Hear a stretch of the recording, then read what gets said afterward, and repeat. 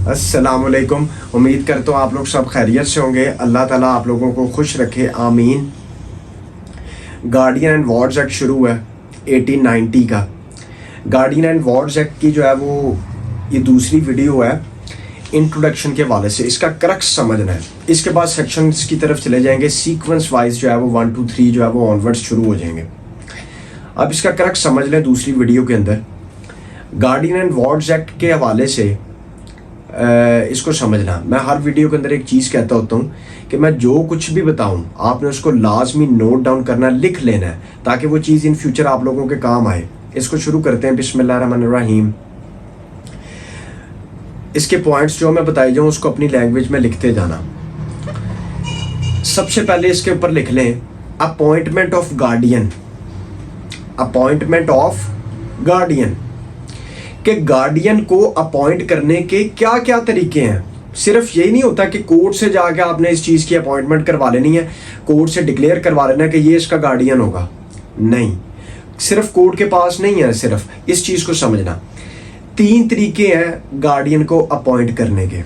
इसको लिखते जाना। नंबर 1, पहला तरीका विल, वसीयतनामा, वसीयत कर देना। विल कि एक शख्स वसीयत कर देता है कि मेरे मरने के बाद इस बच्चे का ये गार्डियन होगा। विल के जरिए भी जो है वो गार्डियनशिप मिल सकती है। एक प्रोसीजर ये हो गया। दूसरा procedure other instrument. Other instrument से मुराद है कि विल के अलावा या कोई और चीज़ किसी डॉक्यूमेंट के ऊपर जो है वो रजिस्टर्ड, मतलब कि रिटन फॉर्म में डॉक्यूमेंट लिख लिया और उसके अंदर ये चीज़ स्पेसिफाई कर दी कि ये इसका जो है वो गार्डियन है आज से, तो वो भी जो है वो उस तरीके से भी जो है वो गार्डियन अपॉइंट किया जा सकता है। ये हो गया दूसरा तरीका। अब आ जाते हैं तीसरे तरीके की तरफ। उसको कहते हैं कोर्ट, अदालत। कि अगर कोई शख्स मर जाता है और उसके बाद उसके बच्चे की जो कस्टडी होती है, तो फिर कोर्ट के अंदर जो है वो मैटर जाता है कि ना इसने विल के जरिए जो है वो किसी को गार्डियनशिप दी है, ना कोई अदर इंस्ट्रूमेंट के जरिए। तो अब ये कोर्ट ने इस चीज़ को डिक्लेयर करना है कि इसका गार्डियन बच्चे का, माइनर का कौन होगा। तो फिर कोर्ट जो है वो इस चीज़ को देखेगी। कोर्ट जो है वो फिर गार्डियन जो है वो सर्टिफिकेट जारी करेगी कि इस बच्चे का गार्डियन ये होगा। तीसरे स्टेप पे कोर्ट आ जाती है। अब इन तीनों के अलग अलग इफेक्ट होंगे। नंबर 1 विल का अलग इफेक्ट होगा। नंबर 2 अदर इंस्ट्रूमेंट का अलग इफेक्ट होगा। नंबर 3 जो है वो कोर्ट की तरफ से जो ऑर्डर पास होगा उसका एक अलग इफेक्ट होगा। अगर विल के जरिए नहीं किया, अदर इंस्ट्रूमेंट के जरिए नहीं किया, कोई भी चीज़ नहीं है, फिर आपके पास क्या रास्ता है? अदालत, कोर्ट के पास जाके आपने गार्डियन सर्टिफिकेट डिक्लेयर करवाना है। यहाँ तक क्लियर है? उसके बाद अगली चीज़ की तरफ चले जाएं। अगली चीज़ की तरफ लिख लें नोट या लिख लें लॉ। जनरल रूल किसको कहते हैं? जो बच्चा 7 साल से छोटा होता है ना, जो बच्चा या बच्ची 7 साल से छोटा होता है, उसका जनरल रूल यही है कि उसकी कस्टडी जो है, उसकी गार्डियनशिप जो है वो किसके पास रहेगी? माँ के पास। लेकिन अगर बच्चा समझदार हो गया, बड़ा हो गया, तो उस सेंस के हवाले से बच्चे की कस्टडी या बच्ची की कस्टडी बाप को दी जा सकती है उससे पूछ के। लेकिन अव्वल प्रिंसिपल, जनरल रूल यही है कि कस्टडी जो है वो हमेशा किसके पास ही रहती है? माँ के पास। क्योंकि ये रूल है कि माँ से अच्छी परवरिश कोई भी नहीं कर सकता। तो इस वजह से कस्टडी जो है वो माँ के पास रहती है अव्वल, पहले। अगर नहीं है तो फिर जो है वो दूसरे की तरफ जा सकती है। फर्स्ट क्लास में वही है, माँ ही। ठीक हो गया? उसके बाद आगे लिख लें एक्सेप्शंस। एक्सेप्शन से मुराद है कि कौन सी ऐसी ग्राउंड्स हैं कि जिससे बच्चे की कस्टडी मां से ली जा सकती है। वो कौन सी ऐसी ग्राउंड्स हैं? बड़ी इलिस्ट्रेशंस हैं, बड़ी एग्जांपल्स मिलेंगी आपको सोसाइटी में भी।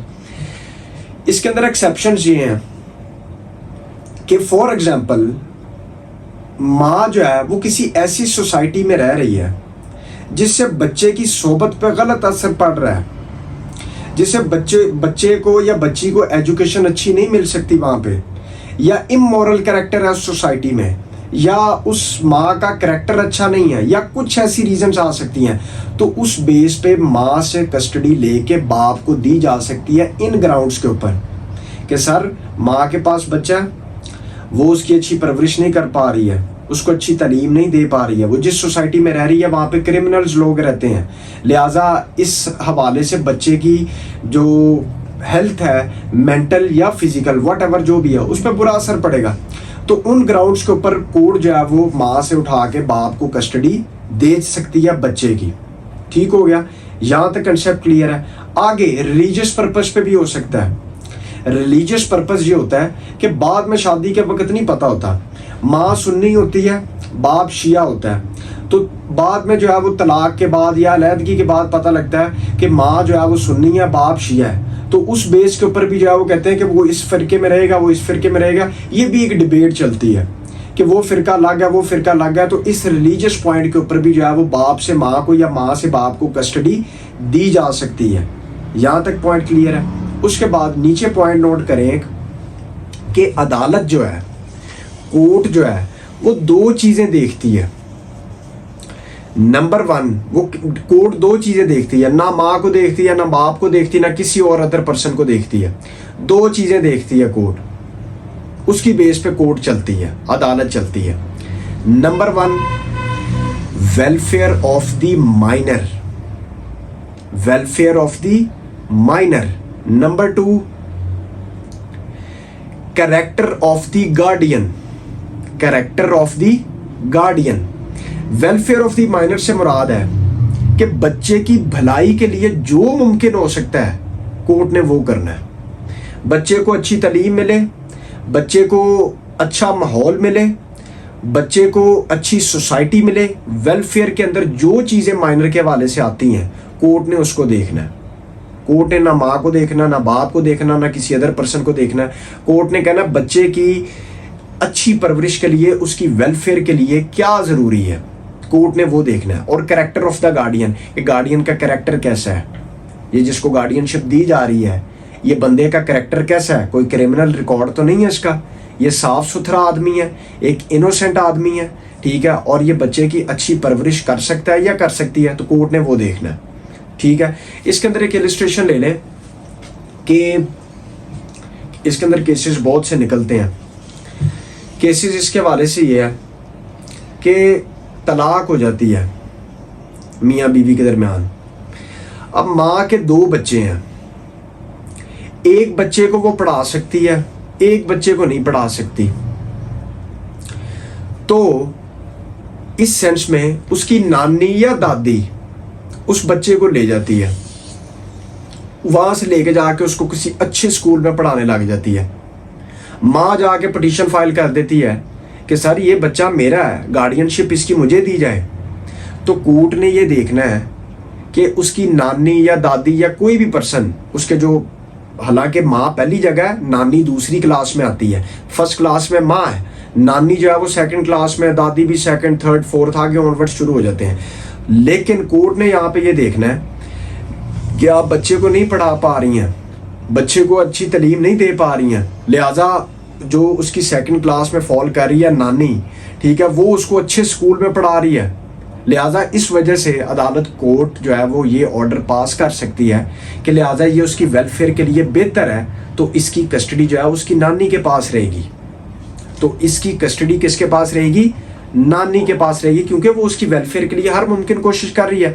माँ अपने बच्चों को वो नहीं पढ़ा सक रही है, वो अच्छा एनवायरनमेंट नहीं दे सक रही है। तो कोर्ट इस पॉइंट पे आके आर्गुमेंट्स में अगर कोर्ट इस चीज़ पे कन्विंस हो जाती है तो कोर्ट उस सेंस में गार्डियन जो है वो डिक्लेयर कर सकती है, कस्टडी दे सकती है दूसरे पर्सन को। यहाँ तक कंसेप्ट क्लियर है। उसके बाद आता है character of the guardian. Character of the guardian से मुराद है कि कोर्ट ने कैरेक्टर देखना है कि गार्डियन का कैरेक्टर कैसा है, अच्छा है या बुरा। अगर बुरा होगा तो ऑब्वियसली कोर्ट उसको कस्टडी नहीं देगी, अगर अच्छा है तो कोर्ट ने उसको कस्टडी देनी है। यहाँ तक ये चीज़ आ गई। उसके बाद एक नीचे पॉइंट नोट कर लें, विलिंगनेस। विलिंगनेस किसको कहते हैं, विलिंगनेस रजामंदी। किसी भी पर्सन को गार्डियन कोर्ट डिक्लेयर या कोई भी पर्सन गार्डियन डिक्लेयर नहीं कर सकता जब तक उसकी खुद की रजामंदी ना हो कि मैं गार्डियन बन सकता हूं या मैं बनने को तैयार हूं। जैसे मैंने गार्डियन बनना है, ठीक है, मैं ही आके कहता हूं कि मैंने नहीं गार्डियन बनना, ठीक है, लेट्स सपोज मैं आके कहता हूं मैंने नहीं गार्डियन इस बच्चे का बनना, मैं नहीं बनना चाहता, ठीक है, तो मेरे अगेंस्ट कोर्ट ऑर्डर पास नहीं कर सकती है। कि आपको ज़बरदस्ती जो है वो मैं गार्डियन अपॉइंट कर रही हूँ, आप ही इस बच्चे के गार्डियन होंगे, नेवर, नॉट एट ऑल। जिसने गार्डियन बनना है उसने अपनी विलिंगनेस शो करनी है, रजामंदी शो करनी है कि मैं तैयार हूँ, मैं विलिंगनेस अपनी शो कर रहा हूँ, वॉलंटरली ये स्टेटमेंट दे रहा हूँ कि मैं इस बच्चे का या बच्ची का गार्डियन बनने के लिए तैयार हूँ, मैं अपनी रजामंदी शो कर रहा हूँ। तब जाके कोर्ट जो है वो उसको गार्डियन सर्टिफिकेट उसका जो है वो जारी करेगी, फिर जाके वो गार्डियन अपॉइंट होगा। ये था इसके हवाले से।